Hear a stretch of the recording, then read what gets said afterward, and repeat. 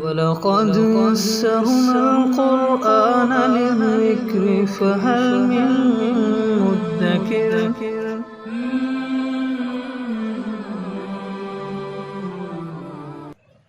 سورۃ البقرہ آیت نمبر 4 اعوذ باللہ من الشیطان الرجیم بسم اللہ الرحمن الرحیم والذین یؤمنون بما انزل الیک وما انزل من قبلک وبالآخرۃ هم یوقنون اولئک علی ھدی من ربہم واولئک هم المفلحون۔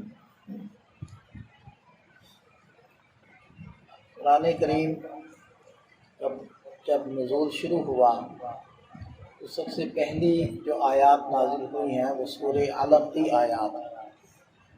بخاری شریف میں حضرت عائشہ صدیقہ رضی اللہ عنہ کی روایت ہے کہ وحی شروع ہونے سے پہلے 6 ماہ پہلے نبی پاک صلی اللہ علیہ وسلم کو سچے خواب آنے شروع ہو گئے تھے۔ سچے خواب ایسے کہ جو رات کو دیکھتے وہ صبح کو من و عن پورا ہو جاتا ہے، اور آپ علیہ السلام کے دل میں خلوت میں تنہائی میں بیٹھ کر عبادت کرنے کی محبت وہ پیدا ہو گئی، یعنی جی چاہنے لگا کہ میں کسی الگ جگہ میں بیٹھ کر اللہ کو یاد کروں۔ تو ظاہری بات ہے اس وقت تک احکام تو نازل نہیں ہوئے تھے، تو وہ عبادت کیا تھی؟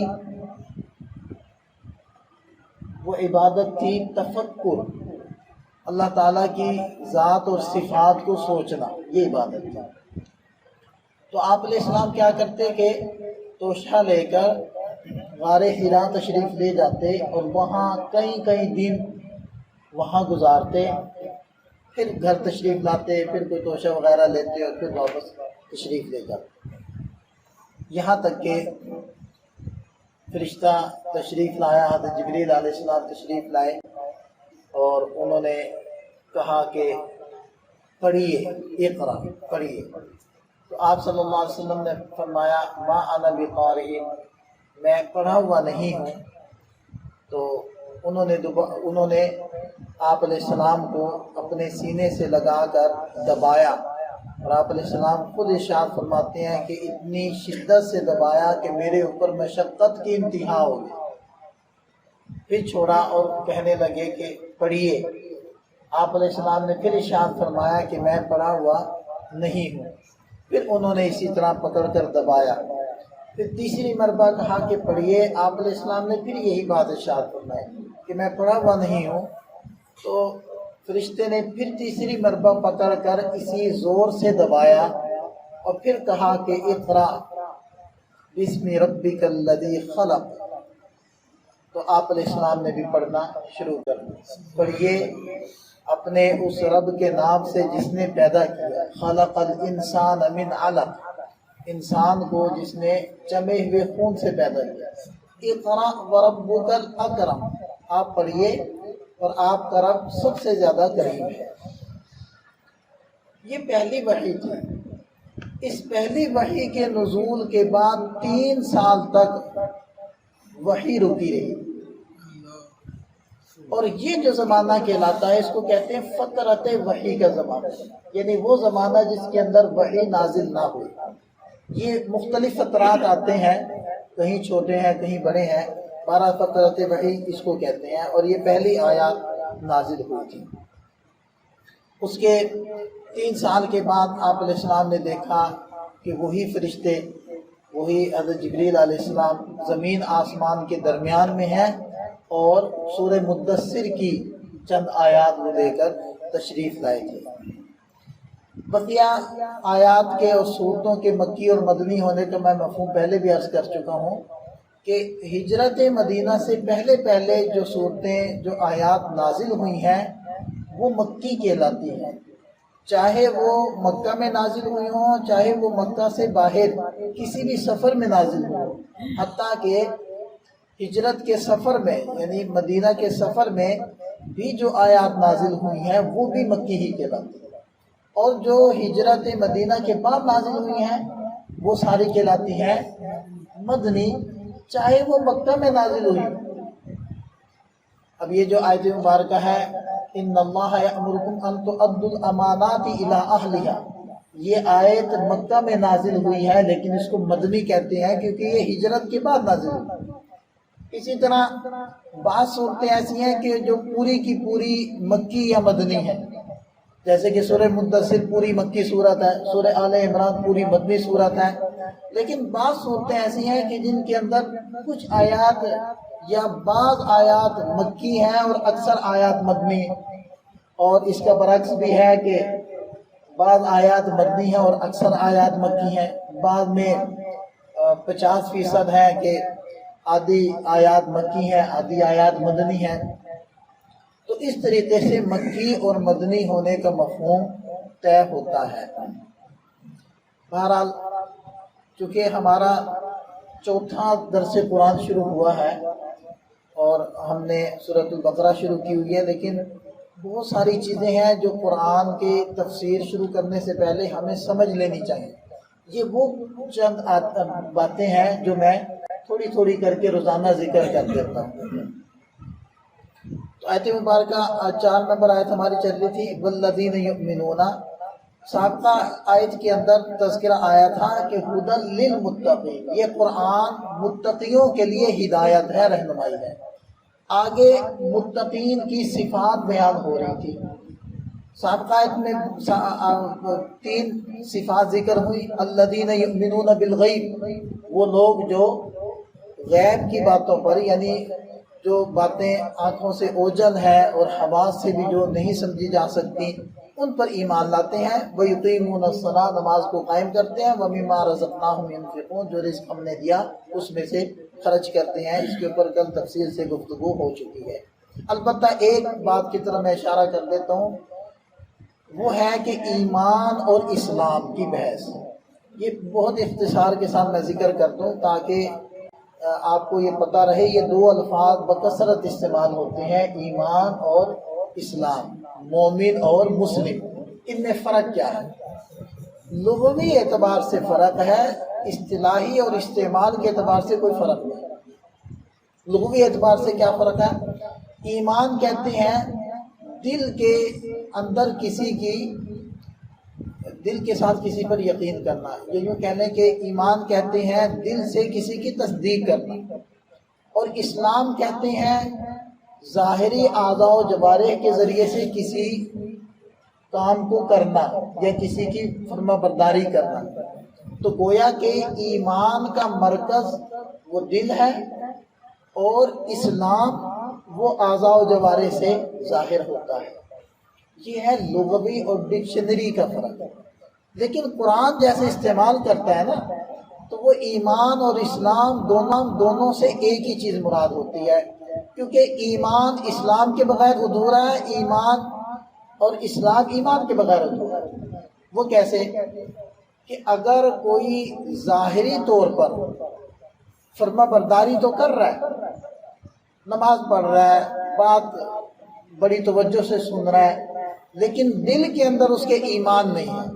اب اسلام تو ہے یعنی کہ ظاہری تابعداری ہے، لیکن دل میں اس کی یقین نہیں ہے، تصدیق نہیں ہے، تو اس کو قرآن کی اصطلاح میں منافق کہتے ہیں۔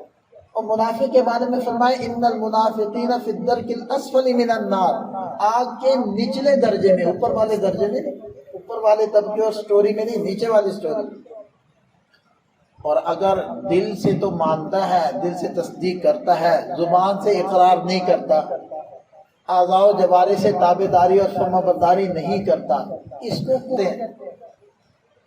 لہذا یہودیوں کے بارے میں اللہ تعالیٰ نے ارشاد فرمایا یعرفونہ کما یعرفون ابناءہم، اے نبی یہ آپ کو ایسے پہچانتے ہیں، یعنی آپ کے نبی برحق ہونے کے ان کو ایسے یقین ہے جیسے باپ کو اپنے بیٹے کا بیٹا ہونا یقینی طور پر معلوم ہو۔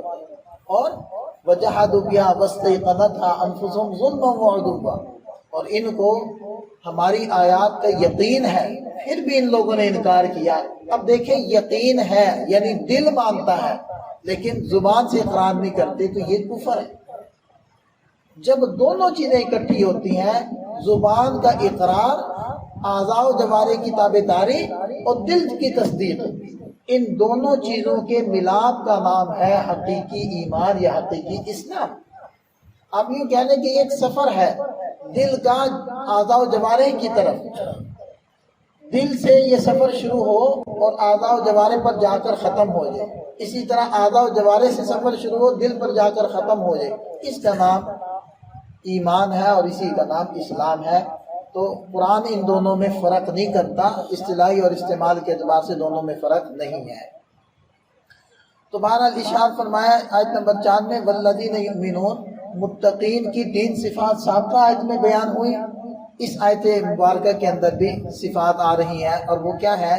متقین وہ لوگ ہیں یؤمنون بما انزل الیک وما انزل من قبلک، جو ایمان لاتے ہیں اس پر بھی جو آپ کی طرف اتارا گیا، وما انزل من قبلک، اور اس پر بھی جو آپ سے پہلے اتارا گیا۔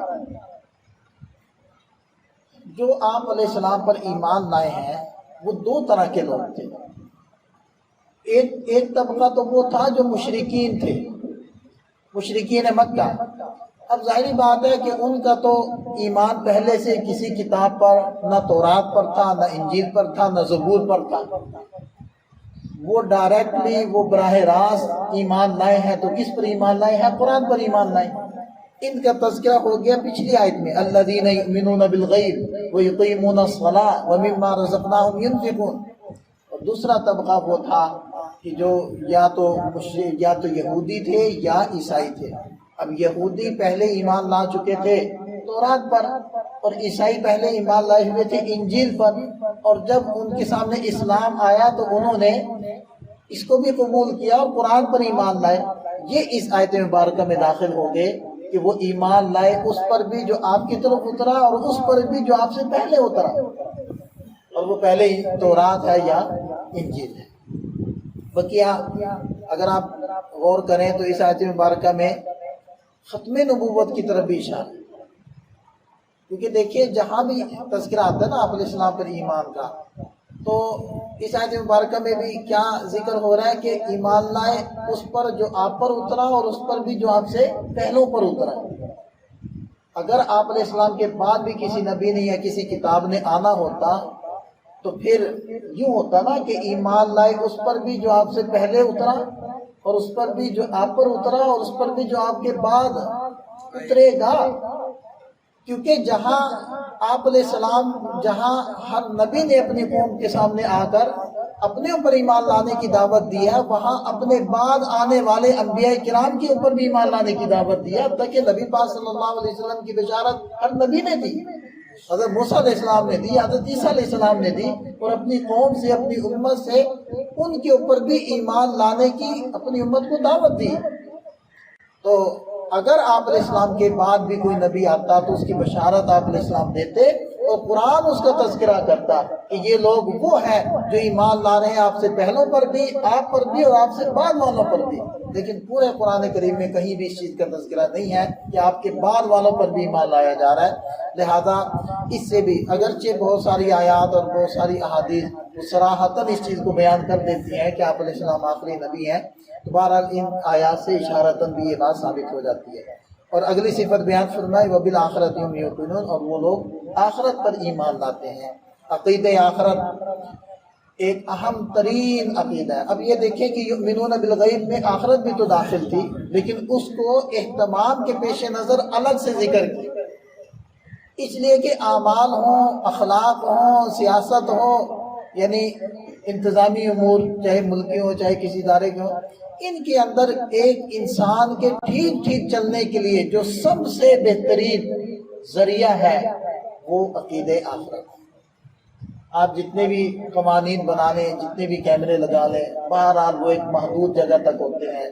وہ روشنی میں دیکھتے ہیں، اندھیرے میں نہیں دیکھتے۔ وہ دن میں کام کرتے ہیں، رات کو آفس چھٹی ہو گئی اور بندے اپنے اپنے گھروں کو چلے گئے۔ خلوتیں ہوں، تنہائیاں ہوں، رات کا اندھیرا ہو، کوئی کیمرہ آپ کو نہ دیکھ سکتا ہو، اگر ایمان والے کو گناہ سے کوئی چیز روکتی ہے وہ عقیدہ آخرت، کہ کوئی نہیں دیکھ رہا، کوئی کیمرہ نہیں مجھے نوٹ کر رہا، لیکن میرا اللہ مجھے دیکھ رہا ہے، وہ دل کے جذبات کو بھی جان رہا ہے، آنکھ کی خیانت کو بھی جانتا ہے، اور میں کوئی بھی بدعنوانی کروں گا، کوئی بھی بدعملی کروں گا، فرشتے لکھ رہے ہیں، وہ خود گواہ ہے، میرے اعضاء و جوارح گواہ ہیں وہ زمین گواہ ہے، اتنے سارے گواہ موجود ہیں، اور اللہ کے سامنے میں نے پیش ہونا ہے۔ یہ ہے عقیدہ آخرت جو سب سے قوی چیز ہے، اور اسی کی وجہ سے ایک مسلم، ایک مسلمان بقیہ سارے مذاہب سے اور غیر مسلموں سے ممتاز ہو جاتا ہے، کیونکہ اس کے اندر عقیدہ آخرت ہے۔ اور دیکھیں کہ پیچھے آیا الذین یؤمنون بالغیب، غیب پر ایمان لاتے ہیں، یؤمنون، اور آخرت پر یؤمنون نہیں، یوقنون، وبالآخرۃ ہم یوقنون، ایقان، یقین، یعنی ایمان والا وہ ہوتا ہے کہ جس کے سامنے ہر وقت آخرت کا منظر ایسے آنکھوں کے سامنے ہو، وہ جب بھی کوئی عمل کرتا ہے تو اس کے سامنے یہ اس چیز کا استحضار ہوتا ہے کہ میں نے اللہ کے سامنے پیش ہونا ہے، کیا جواب دوں؟ یہ ہے یوقنون کا مطلب۔ صرف مان لینا یا ایمان لے آنا کافی نہیں ہے آخرت پر، آخرت کو تو یقین ہوگا، ہر وقت آدمی کی آنکھوں کے سامنے رہے گی، پھر وہ طاقت انسان کو روکے گی۔ اور جب یہ ساری صفات آ گئیں، 3 صفات پچھلی آیت میں، یؤمنون بالغیب، اقامت صلاۃ، اور اللہ کے دیے ہوئے رزق خرچ کرنا، اور یؤمنون بما انزل الیک وما انزل من قبلک، ایمان لانا پہلوں پر بھی اور آپ علیہ السلام پر جو اترا اس پر بھی، وبالآخرۃ ہم یوقنون، اور آخرت پر آخرت کا یقین۔ یہ 5 صفات ہو گئے۔ یہاں ایک اور چیز میں عرض کر دوں کہ ہم پر بھی جیسے قرآن پر ایمان لانا فرض ہے نا، اسی طرح جتنی بھی پہلے کتابیں اتری ہیں سب پر ایمان لانا فرض ہے، لیکن جو موجود ہے اس پر نہیں، جو ان انبیاء کرام پر نازل ہوئی تھیں، وہ جو اللہ تعالیٰ نے تورات اتاری تھی، وہ جو انجیل اتاری تھی، وہ جو زبور اتاری تھی، وہ حق اور سچ تھی، اللہ کی کتاب تھی، اس وقت قابل عمل ہی نہیں بلکہ واجب العمل تھی، واجب الاطاعت۔ آپ تحریف کر دیا، بدل دی ہے، اس کے بارے میں ہم نہیں کچھ کہہ سکتے، ان کتابوں پر ہمارا ایمان۔ تو بہرحال یہ 5 صفات اللہ تعالیٰ نے ذکر کی ہے متقین کی، اور اس کے بعد ارشاد فرمایا اولئک علی ھدی من ربہم، جن لوگوں کے اندر یہ صفات ہے، یہ ہے اپنے رب کی طرف سے ہدایت پر، واولئک ھم المفلحون، یہ ہے پورے کامیاب۔ تو اب دیکھیں کہ اللہ تعالیٰ نے واضح طور پر بیان فرما دیا کہ قرآن متقین کے لیے رہنمائی ہے، اور متقین وہ ہیں جن میں یہ 5 صفات ہیں۔ اب اگر ہمارے اندر یہ ہے تو الحمدللہ، نہیں ہے تو ہم ان کو اپنے اندر پیدا کرنے کی کوشش کریں۔ اللہ تعالیٰ ہم سب کو